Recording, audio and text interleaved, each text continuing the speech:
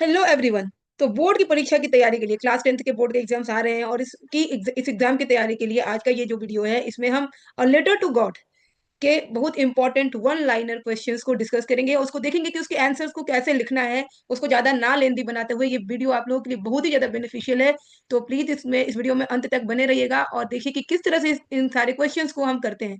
तो आज का हमारा जो सबसे पहला क्वेश्चन है वो है who is the main character of the story a letter to God. तो हमें पता है कि इसमें मेन कैरेक्टर कौन सा है। ये तो बहुत ही इजी आंसर इसका होगा कि इसका जो मेन कैरेक्टर होगा वो इसका अगर हम आंसर लिखते हैं तो आंसर में जो मेन कैरेक्टर है वो कौन है? लेंचो। यस, लेंचो है। और लेंचो कौन है? Hard working farmer. कौन है ये? हार्ड वर्किंग फार्मर है। ठीक है। तो इस तरह से हम इसका आंसर लिख सकते हैं कि पूछा अगर who is the main character of the story तो लेंजो। ठीक है, लेंजो, बट हमें उसको इंट्रोड्यूस करना पड़ेगा कि कौन है ये आखिर। So Lencho hard working farmer is the main character of the story और ये इतना ही लिख के छोड़ देंगे तो भी कोई दिक्कत नहीं होगी। दूसरा क्वेश्चन जो हमारा है, what did Lencho hope for the beginning of the story. Yes, story की शुरुआत में लेंको को किस चीज की उम्मीद थी? तो Lanco hoped for what? For rain. यहाँ पे अगर हम आंसर लिखें तो आंसर में क्या लिखेंगे? For rain. Yes, hoped for rain. उतना ऐड करना होगा। Lencho hoped for rain. Rain की जगह और क्या लिख सकते हैं? और शावर। शावर भी लिखा जा सकता है, जरूरी नहीं है रेन ही लिखना है। या हम इसको डाउन पोर भी लिख सकते हैं। अगर ये क्वेश्चन में ये भी पूछ दिया गया इन सम अदर वे कि यहाँ पे रेन का सिमिलर वर्ड क्या है, तो शावर और डाउनपोर भी होगा। डाउनपोर और किस लिए चाहिए था? तो for good harvest. For good harvest, अपने अच्छी फसल के लिए लेंचो क्या कर रहा था? उसको उम्मीद थी कि यहाँ पे थोड़ा सा रेन होगा। ठीक है। नेक्स्ट क्वेश्चन क्या है? Why did Lencho compare rain drops to new coins. तो यहाँ पे लेंचो जो है रेन ड्रॉप को कंपेयर कर रहा है कॉइन से। ऐसा क्यों कर रहा है लेंचो रेन ड्रॉप को कंपेयर? क्योंकि पहले वो क्या कर रहा है कि जो बिग, यहाँ पे अगर आंसर हम लिखे हैं तो यहाँ पे क्या हो जाएगा? जो बिग ड्रॉप्स थे, बिग ड्रॉप्स को वो क्या कर रहा था? Were like, big drops were like 10 cent। yes, 10 cent, 10 cent। And small one, इसको लिख सकते हैं and small one like 5 cent। ये तो 5 cent की तरह था, लाइक 5 cent कॉइन्स। एंड ये प्रॉमिस होता है यहाँ पे कॉइन्स प्रॉमिसिंग, प्रॉमिसिंग लाइक ये जो आसमान से गिर रही है क्या है? कॉइन्स है, and that is promising good money. Yes, good money from harvest. तो ये लेंजो जो है वो खुश हो रहा है कि जो बारिश हो रही है कि ये जो बड़े बड़ी बूंदे हैं ये 10 सेंट है, ये छोटी बूंदे जो है वो 5 सेंट के बराबर है। और ये प्रॉमिस कर रहे हैं कि हमें बहुत ज्यादा पैसा मिलेगा इस साल के खेती से, क्रॉप से, हार्वेस्ट से। इस तरह का like what suddenly destroyed Lencho's entire crop. यानी कि अभी तो लेंचो बहुत खुश था और कि बारिश हो रही है, पर अचानक ऐसा क्या हुआ कि उसका सारा क्रॉप जो है वो डिस्ट्रॉय हो गया। तो आंसर में क्या हुआ हमको पहले से ही पता है, पर कैसे लिखेंगे? और टेरिबल, यस टेरिबल, और terrible hailstorm, hailstorm, yes, a terrible hailstorm destroyed, yes, destroyed, destroyed his crop completely। तो जो रेन आया था जिसको देख के लैंचो इतना खुश हो रहा था, धीरे धीरे वो हेल स्टॉर्म में चेंज हो गया और हेल स्टॉर्म में पूरा का पूरा क्रॉप को क्या किया? खराब कर दिया। ठीक है। हु और what did Lencho have unshakeable faith in. अगर इसमें क्वेश्चन बनाए तो बहुत सारा क्वेश्चन बनेगा, पर हम अब देखेंगे कि अगर ये स्टोरी जो है लेंचो के ऊपर है तो लेंचो को किस चीज में अनशेकेबल फेथ था? ओके क्या ऐसा फेथ था जो कि अनशेकेबल था, जो इतना गहरा था? तो यहाँ पे है कि लेंचो हैज, अगर हम इसका आंसर लिखेंगे तो Lencho had complete faith, yes, complete faith in God, in God। God में उस लैंचो का क्या था? कंप्लीट फेथ था जो कि अनशेकेबल था, कोई उसको तोड़ नहीं सकता था, कोई उसको हिला नहीं सकता था। उसका जो है अनशेकेबल फेथ था गॉड में कि भगवान जो करेंगे अच्छा करेंगे, और इतनी बड़ी मुसीबत आई है तो इस मुसीबत से भी भगवान ही हमें निकालेंगे। ठीक है। चलिए नेक्स्ट देखते हैं। Who read Lencho's letter address to God. तो अब लेंचो ने क्या किया था? लेटर लिखा था और उसमें कुछ पैसों की डिमांड की थी। लेटर किसको था? ये चैप्टर या लेटर टू गॉड। तो इस लेटर को पोस्ट ऑफिस में किसने पढ़ा? Who read letter Lencho's letter address to God.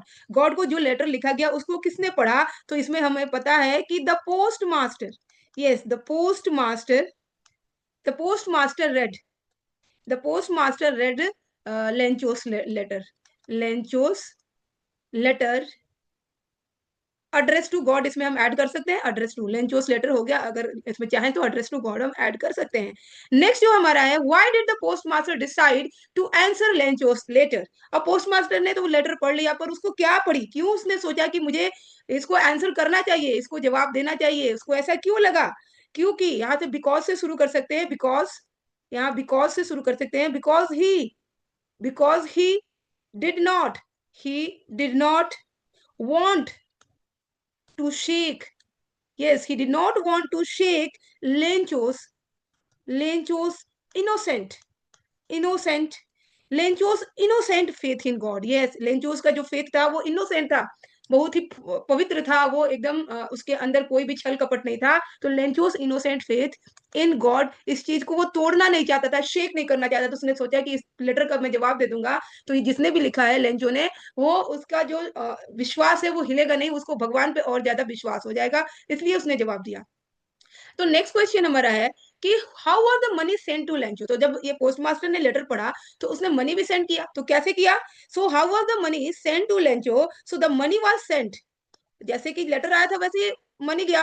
The money was, the money was sent, the money was sent in an envelope, in an envelope, yes, in an envelope with a letter, with a letter signed by, with a letter signed by God, yes, वहां पे God का signature था, letter जो भेजा गया Lencho के लिए। The money was sent, the money was sent in an envelope with a letter, money भी था और लेटर भी था, और लेटर को किसने साइन किया था? तो वहां पे गॉड का सिग्नेचर भी था, ठीक है। तो इस तरह से जो मनी था वो सेंड किया गया। Now how did Lencho feel when he received the envelope, envelope, how did Lancho feel when he received the envelope? तो यहाँ पे तो होना ये चाहिए कि लैंचो ने जब देखा, उसको जब एनवलप मिला तो उसे बहुत खुश होना चाहिए या सरप्राइज होना चाहिए, बट नहीं, ऐसा कुछ भी नहीं हुआ, क्योंकि लैंचो को पूरा विश्वास था कि भगवान मदद करेंगे और तो लेटर तो लिखेंगे ही।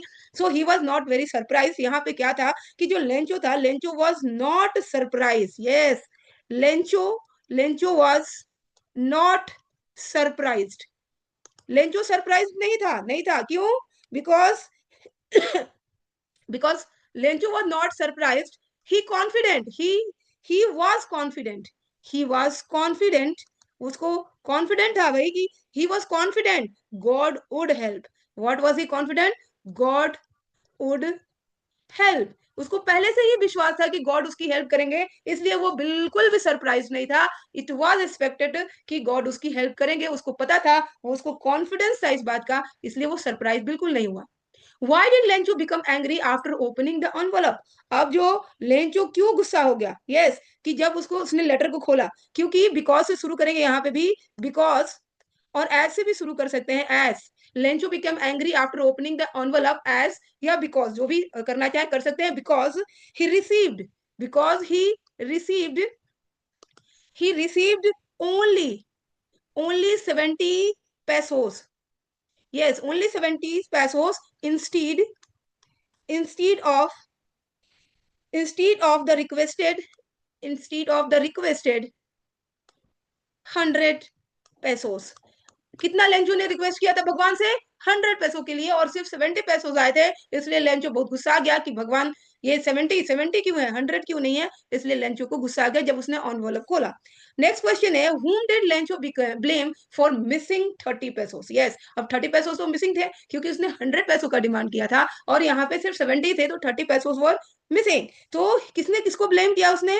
So he blamed, we will write like he blamed the post office employees, yes, post office employees को उन्होंने, उसने ब्लेम किया, किसने? लेंचो ने, कि भगवान आपने तो 100 रुपीज भेजे होंगे, बट ये जो है बहुत ही क्रूक पर्सन है, या बहुत ही ज्यादा लाइक, उन्होंने क्या किया, डिसऑनेस्ट है, और क्या किया उन्होंने, मेरे पैसे निकाल लिए हैं। तो इस तरह का ब्लेम लेंचो ने लगाया। चलिए नेक्स्ट है, what kind of man was the post master? Post master कैसा था? तो पोस्ट मास्टर वॉज, अब यहाँ पे जो है लिख सकते हैं, the post master was what kind of man. तो पहले तो वो काइंड था, कैसा था? काइंड था, हेल्पफुल था, यस, हेल्पफुल था, पहले वो दयावान था, हेल्पफुल था, तभी उसने पैसे अरेंज किए और भेजे। एंड जेनरस भी था, जेनरस था, generous, and and and sympathetic, sympathetic, thetic, sympathetic, sympathetic था, ठीक है। तो ही वॉज काइंड, लेकिन यू कैन राइट, आप लोग ऐसे लिख सकते हैं कि the postman was a kind, helpful, generous and sympathetic person. वो इस तरह का आदमी था जिसने की लेंचो की सहायता की थी। चलिए नेक्स्ट क्वेश्चन देखते हैं। What does the story show about Lencho's character? Lencho, ये स्टोरी में लेंचोस का कैरेक्टर क्या, मतलब क्या इस स्टोरी क्या प्रस्तुत करना चाहता है, क्या रिप्रेजेंट करना चाहता है, इस स्टोरी के द्वारा हमें क्या ये पता चलता है? तो यहाँ पे हम देख सकते हैं कि लेंचो वॉज एक्सट्रीमली इनोसेंट, यही था ना। लेंचो क्या था? Lencho was extremely, extremely innocent, innocent था लेंचो। यस, उसको नहीं पता था कुछ छल कपट के बारे में। इनोसेंट, इनोसेंट, फेथफुल, फेथफुल भी था, फेथफुल, हार्ड वर्किंग, यस, खेतों पे इतना हार्ड वर्क करता था, तो हार्ड वर्किंग भी था, hard working, but naive, but कोई किसी भी चीज में वो विश्वास कर लेता था, इसलिए वो क्या था? नाइव था। मतलब वो यहाँ पे उसको उसकी उसकी जो इनोसेंट फेथ थी, जो डीप इनोसेंट फेथ था गॉड में, जो कि आजकल किसी में ये देखने को नहीं मिलता है, तो ये रिप्रेजेंट कर रहा है कि वो नाइव पर्सन भी था, ठीक है। What is the central theme of a letter to God? ये बहुत ही इंपॉर्टेंट क्वेश्चन है कि सेंट्रल थीम क्या था। तो यहाँ पे जो सेंट्रल थीम है, we can say unwavering. Yes, answer हम लिख सकते हैं इसको अनवेवरिंग। अनवेवरिंग मतलब कि अनब्रोकेबल, यहाँ पे अनब्रेकेबल भी लिख सकते हैं हम, अन अनब्रेकेबल, अनब्रेकेबल भी लिख सकते हैं। The unvarying, unwavering faith, unwavering faith, unwavering faith in God and in God, yes, यहाँ पे ये आंसर यहाँ पे कंप्लीट हो जाता है। Unwavering faith in God, and अगर हम इसमें ऐड करना चाहते हैं तो ऐड कर सकते हैं and the irony, yes, irony, विडंबना, irony, irony of, irony of human kindness, human kindness, yes, क्योंकि यहाँ पे जो फेथ था वो गॉड में था, और जो पोस्ट मास्टर था वो बहुत ही काइंड था, दयालु था, जिसने उसकी लेंचो की मदद की। तो ये हमारा यहाँ पे central theme of the chapter a letter to God है। तो ये हमारे कुछ इंपॉर्टेंट क्वेश्चंस हुए हैं, जो कि जैसे भी पूछा जाए, ये इसमें से कुछ क्वेश्चंस आ सकते हैं, तो प्लीज आप इसको रिवाइज करिए। कुछ हार्ड वर्ड भी देख लेते हैं जो कि पूछा जा सकता है, सिमिलर वर्ड पूछा जा सकता है, या फिर जो भी है, तो इनका मीनिंग हमें जानना जरूरी होगा। जैसे कि हमारा सबसे पहला है, तो ये लोकस्ट, लोकस्ट क्या होता है? लोकस्ट जिसको टिड्डी कहते हैं, तो ये एक तरह का इंसेक्ट होता है। लोकस्ट क्या होगा? तो लोकस्ट एक तरह का होगा इंसेक्ट, यस। तो हम यहाँ पे लिख सकते हैं एक तरह का इंसेक्ट है, इंसेक्ट्स विच डिस्ट्रॉय, डिस्ट्रॉय क्रॉप, क्रॉप को क्या करता है? डिस्ट्रॉय कर सकता है। सॉलिटरी का मतलब क्या हुआ? सॉलिटरी का मतलब अलोन हो सकता है, सिमिलर वर्ड लिख सकते हैं, लोनली भी लिख सकते हैं, लोनली, इसका क्या हो सकता है? लोनली, या फिर इसको हम सिंगल भी कर सकते हैं, सिंगल, ठीक है। तो ये हमारा इसका सॉलिटरी मतलब अकेला होता है। Aux of a man, aux of a man का मतलब होता है very strong, very strong, very strong, hard working, hard working, जो बहुत हार्ड बैल की तरह काम करे, उसको हम क्या कहेंगे? Ox of a man. Day break, day break का मतलब होता है कि early morning, yes, early morning, ये आपके चैप्टर में है, आप लोग ढूंढ के देख लीजिएगा, इसका मीनिंग आप लोग को आना चाहिए। So what is the meaning of day break? Early morning, when day, इसको लिख सकते हैं व्हेन डे बिगिंस, जब सुबह की शुरुआत होती है, that is the day break. Okay, next is amiable, amiable means very friendly, friendly लिख सकते हैं हम, फ्रेंडली, बहुत ही जो अपनापन दिखाए, एंड प्लीजेंट, जो बहुत ही अच्छा हो, और प्लीजेंट हम लिख सकते हैं, तो ये हमारा मीनिंग हो गया। एंड देन कंटेंटमेंट, कंटेंटमेंट का मतलब होता है संतुष्टि, फीलिंग ऑफ सेटिस्फेक्शन, यहाँ पे हम क्या लिख सकते हैं? फीलिंग ऑफ सेटिस्फेक्शन, सेटिस्फेक्शन, ये सब वर्ड जो है वो बोर्ड एग्जाम्स में पूछे जा सकते हैं, पैराग्राफ के अंदर पूछा जा सकता है, इनका मीनिंग पूछा जा सकता है, सिनोनिम्स वगैरह भी पूछे जा सकते हैं, तो इसको थोड़ा सा रिवाइज कर लेना चाहिए।